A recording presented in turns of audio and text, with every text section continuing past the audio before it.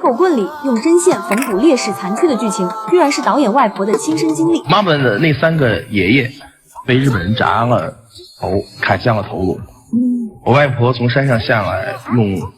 很大的针和线把头颅和身体缝在了一起。当年看《打狗棍》里这段剧情，就已经觉得痛彻心扉。没想到这还是真实的历史。郭靖宇的外婆当年才19岁，他的3个叔叔因为参加抗日被日本人抓去铡了头，尸体扔在野地里。日本人还警告所有人不许收敛，外婆就趁着天黑从躲藏的山上偷偷摸了下来。一个人面对3具身首异处的尸体，他没有哭的时间，用大针粗线把3位长辈的头颅缝回了脖子上。缝完埋好还得赶紧跑，因为日本人知道有人收尸，正在满山搜人。外婆怀里还抱着襁褓中的女儿，一路躲进了山洞里。剧中那格格的女儿叫杨淑珍，这个名字就是郭靖宇母亲的真名。因为在山洞里待得太久，妈妈身上落下了病根，50多岁时就溘然长逝了。只是要把自己家族的亲身经历写进剧本里，也并不是一件容易的事。打狗棍的剧本，郭靖宇说写了35年，里面最早的素材是他小时候躺在妈妈怀里听来的，那些祖辈抗日的故事，外婆冯氏的往事，热河大地上的血泪，他听了几十年。最开始打狗棍的剧本是承德作家戴俊清写的初稿《铁血长城》，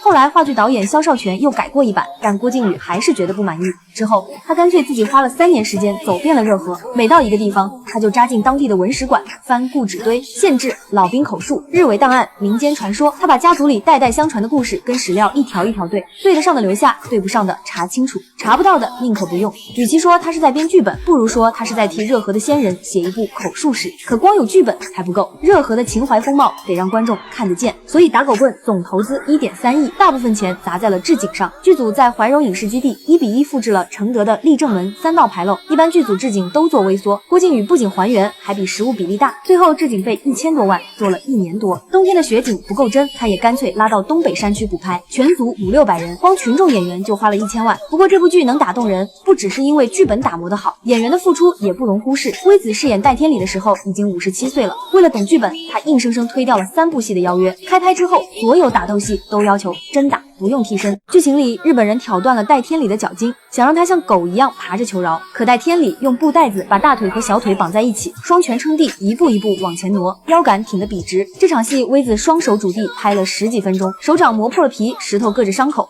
他也不吭一声。饰演那素芝的岳丽娜接到角色的时候，刚生完孩子才4个月，为了上镜好看，开始玩命减肥，1个月瘦了20多斤。还有于毅这个角色，当初根本不是定的他，是于毅自己从上海飞到北京，主动去找郭靖宇争取。去之前特意化了妆，描了眼线。见面于毅伸手就拍郭靖宇的大腿，把郭靖宇吓得汗毛竖起。为了演好这个角色，于毅还专门请了京剧南旦老师指导，他跟二丫头合2为1了将近半年，戏拍完了都抽离不出来。可就是这么一个娘气的角色，最后扛起了抗日的大旗。打狗棍为什么能打动人呢？我想是因为这部戏里的每一滴眼泪，每一声呐喊，每一根缝在尸体上的线都是真实发生过的。热河的土地上曾经真的有一群先辈，他们拿起棍子举起刀，用最笨的方式守着自己的家。